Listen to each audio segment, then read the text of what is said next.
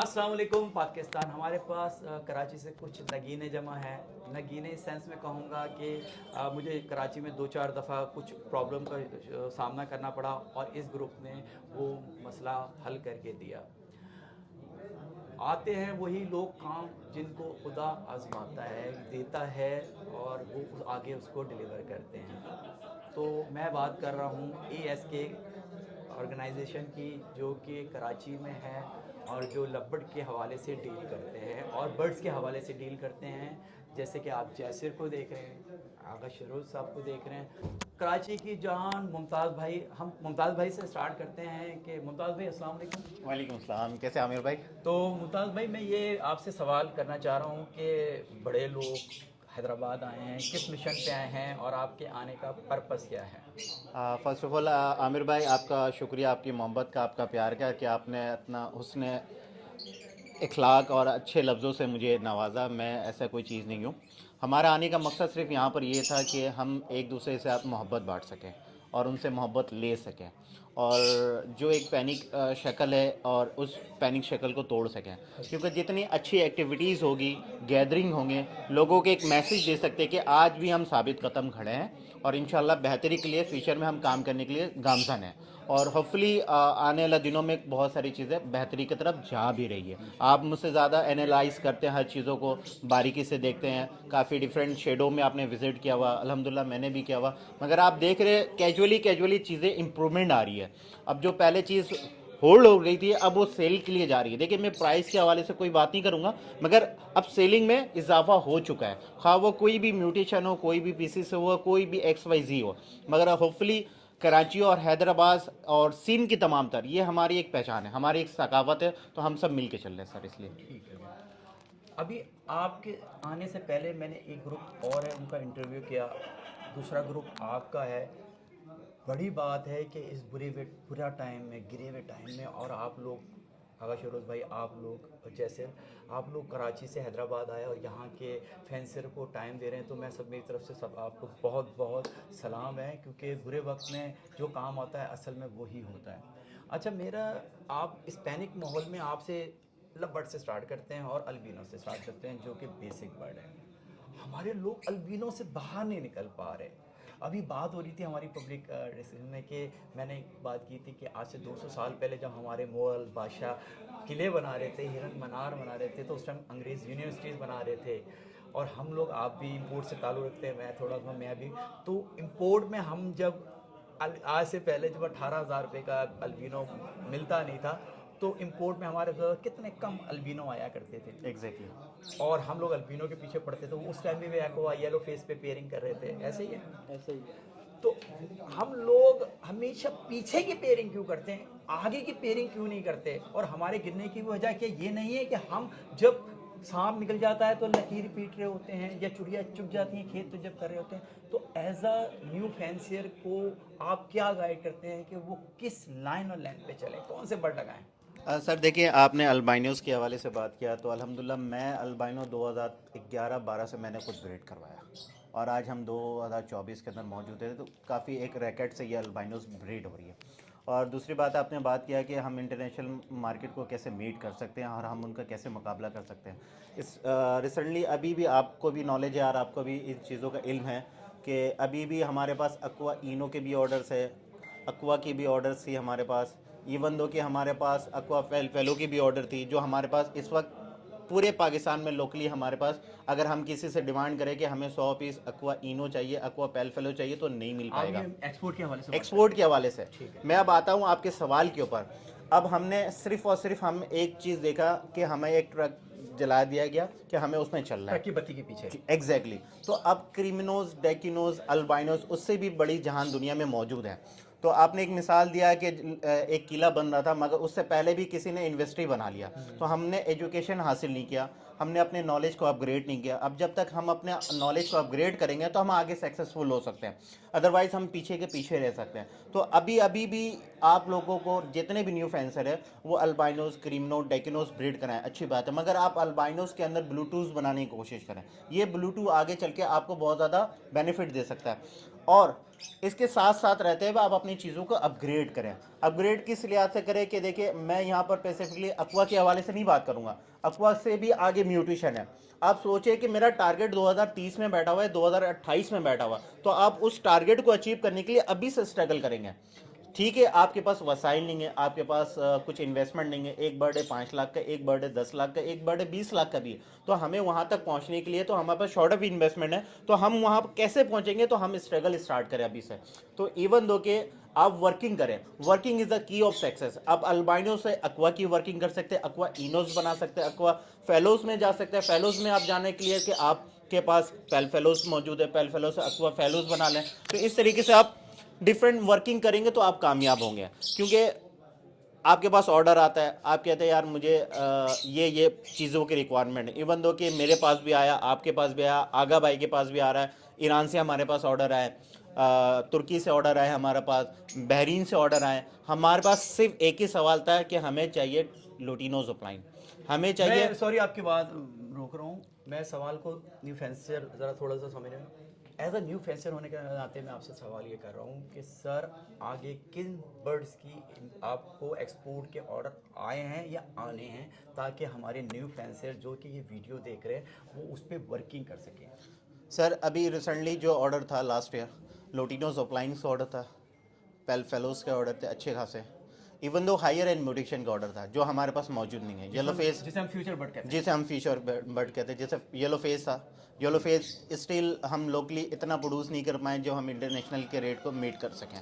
Second, हमारे पास aqua की order थी, अक्वा इनो की ऑर्डर थी, जो हमारे पास अभी लोकली ब्रीड नहीं हो पाई।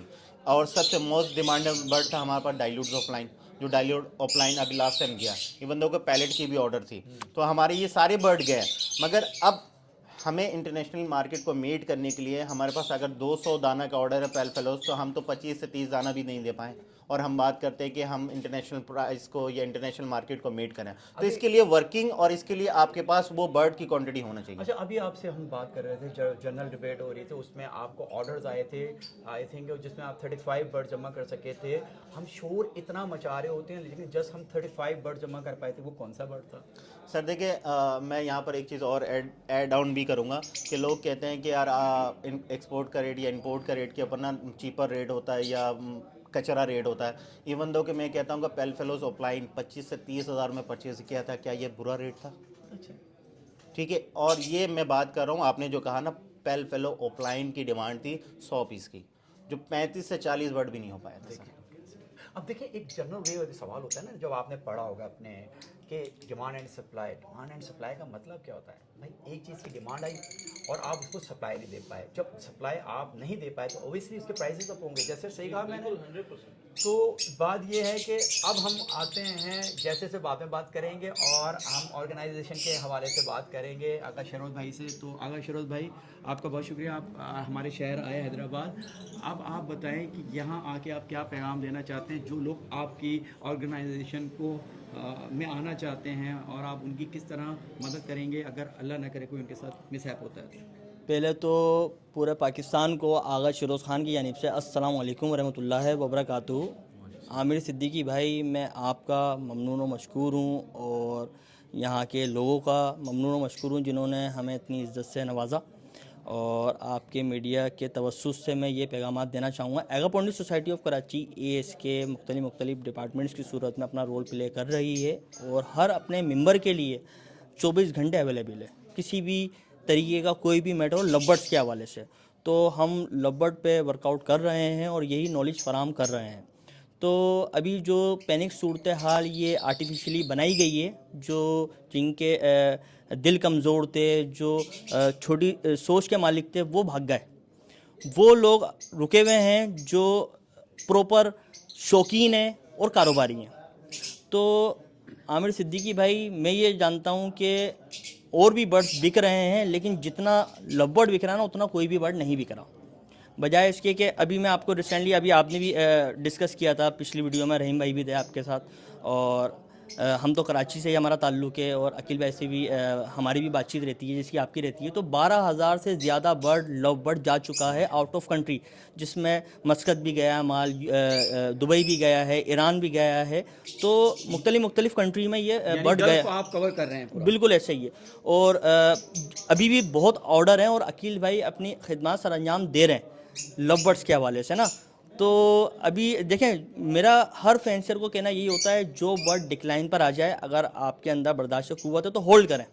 अगर आप में बर्दाश्त क़ुव्वत नहीं है तो आप उस बर्ड को, जैसे आपके पास 100 पेयर लगे हैं ना, उसको रिमूव करके आप अपग्रेड हो जाएं। अपग्रेड पर म्यूटेशन पर जाएंगे तो आपका शौक भी चलता रहेगा और अच्छा आप बिजनेस भी जनरेट कर लेंगे। उसमें आपके 100 पेयर हैं, आप 30 अपग्रेड मोटेशन लगा रहे हैं, बिल्कुल उससे अच्छा बिल्कुल ऐसे ही। अच्छा देखें, परेशान वो लोग हो गए जो टोटल जो इन्वेस्टर थे और वो सिर्फ कारोबार का ही सोच कर रहे थे, शौकीन नहीं थे वो। तो डेकिनो किरमिनो पे उन्होंने इन्वेस्ट कर दिया और डेकिनो किरमिनो पे दुनिया कायम नहीं है, और भी म्यूटेशंस हैं, क्योंकि लव बर्ड वाहिद ऐसा परिंदा है पूरी दुनिया का जो हमेशा से राज करता है और राज करता रहेगा, क्योंकि इस बर्ड में म्यूटेशंस बहुत है।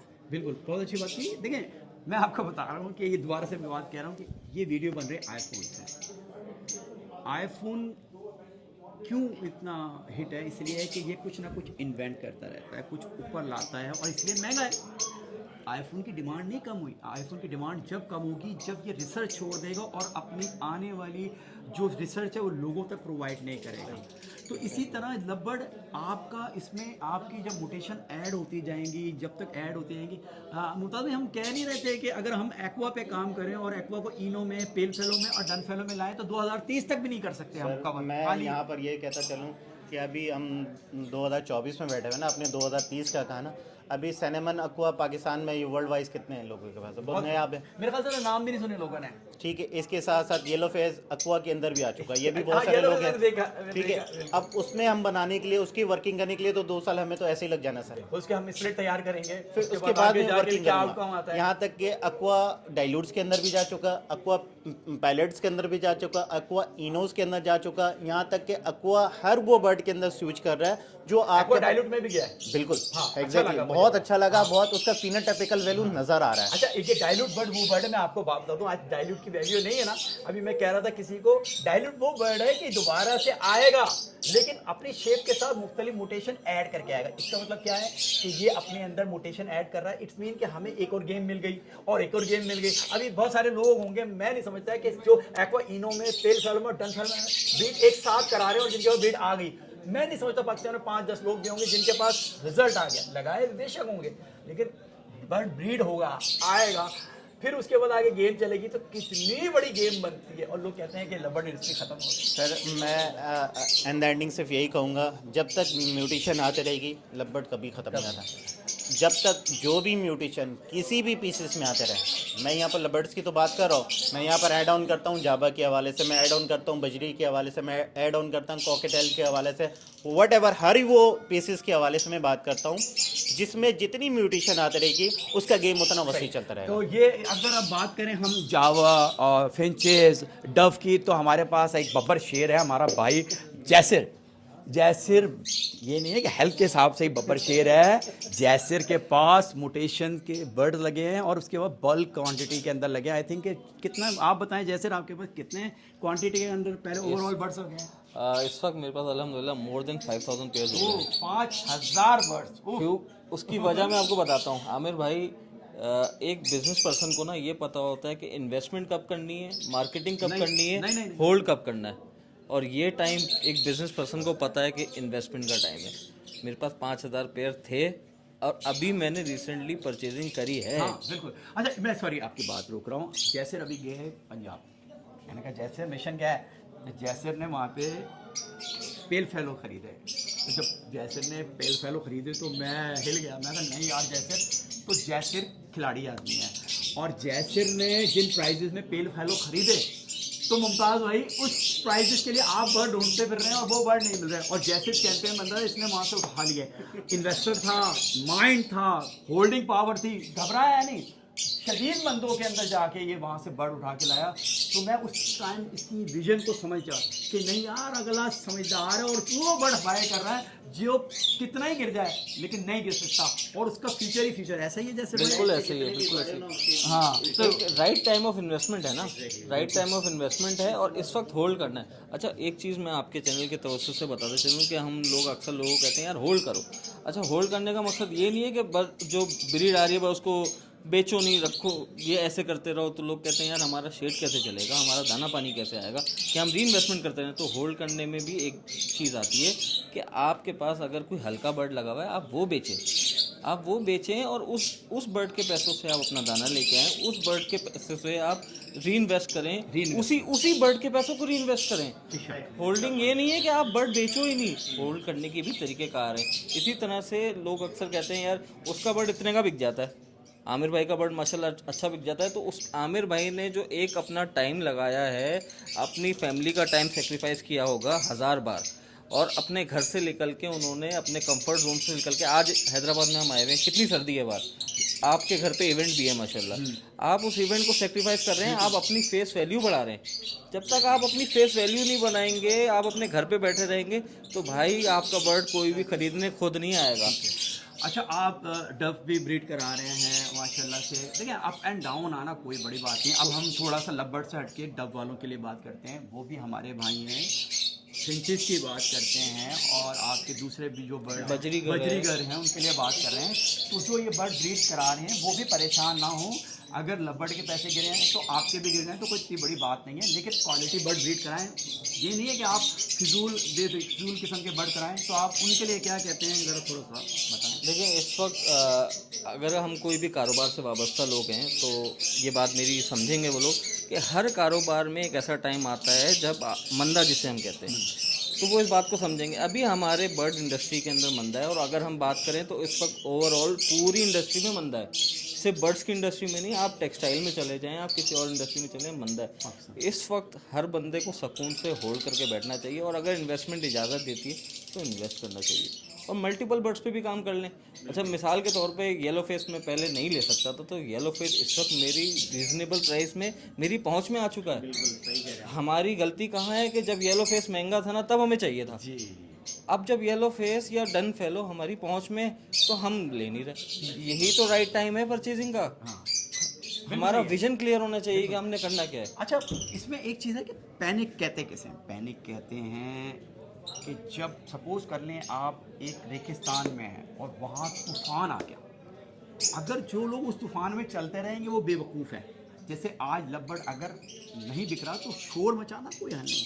सुकून, जब तूफ़ान आता है ना तो बंदे को वहाँ अपने आप को सेव करके एक जगह बैठ जाना चाहिए और उस तूफ़ान का गुजरने का इंतज़ार करना चाहिए कि तूफ़ान सदा नहीं रहना।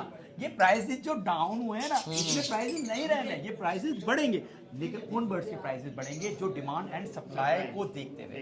तो याद रखना, अल्बिनो रोने से बेहतर है कि अल्बिनो ऊपर जाए, री इन्वेस्ट करें। मैं बेशुमार ऐसे लोगों को जानता हूँ जिन्होंने अल्बिनो बेचने के बाद दोबारा से री इन्वेस्ट नहीं किया। वो यही समझते रहे कि सदा अल्बिनो ही बिकता रहेगा, क्रीमनो बिकता रहेगा, लेकिन ऊपर के बढ़ नहीं लगा है। और वही लोग हैं जो न्यू म्यूटेशन के बारे में थोड़ी सी बात करते हैं कि नहीं, हमने जब तक न्यू म्यूटेशन नहीं लगानी, जब तक अल्बिनो का रेट नहीं बढ़ेगी। ये तो वही वाली बात हो गई, जो बंदा मर गया है वो जिंदा नहीं होगा तो हम नए बच्चे पैदा नहीं करेंगे। मैं आपसे एक बात करूंगा, कराची से अभी तकरीबन 12 दाने गए हैं और 2 से ढाई महीने के गए तैयार, यानी 2.5 महीने का पट्ठा गया है। B2 एक्वाप्लाइन स्प्लिट बेलफेलो 2 लाख रुपए का पर पीस। यहाँ से कोयटा गया, कोयटा से ईरान गया बर्ड, और जो डायरेक्ट कस्टमर वो मुझसे उसने डील करी और अपने घर के दाने मैंने दिए, और से निकला हुआ था बर्ड मेरे पास। तो 2 लाख रुपए का एक बर्ड, अगर मैंने 12 बर्ड दिए हैं 24 लाख रुपए रकम होती है। अच्छा, यहाँ मैं अब आप लोगों ने बहुत टाइम दिया, लेकिन आखिर में एक बंदे का जिसका मैं बहुत शुक्र अदा करना चाहूँगा, जिसकी ज़मीन पे हम खड़े हुए हैं, वो भाई हैं हमारे सफ़ीर भाई। तो मैं सफ़ीर भाई को लेना चाहूँगा अपने।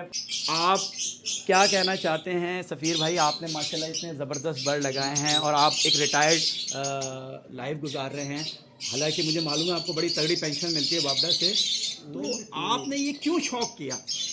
अच्छा, ये कि मैंने बहुत कुछ सोचा, तो क्योंकि ये शौक़ तो पुराना था, मैं 93 से ये काम कर रहा हूँ, और 93 में भी हमने कुछ इंपोर्ट एक्सपोर्ट भी शुरू किया था बर्ड्स का, लेकिन उस वक्त में ये लव बर्ड इतने नहीं थे। उस वक्त में जो है लॉरीज थी, ग्रे पैरेट थे, या फिर कबूतर आते थे। तो 20-22 साल का अर्सा ये गुजरने के बाद ये फिर दोबारा उसको कंटिन्यू किया है।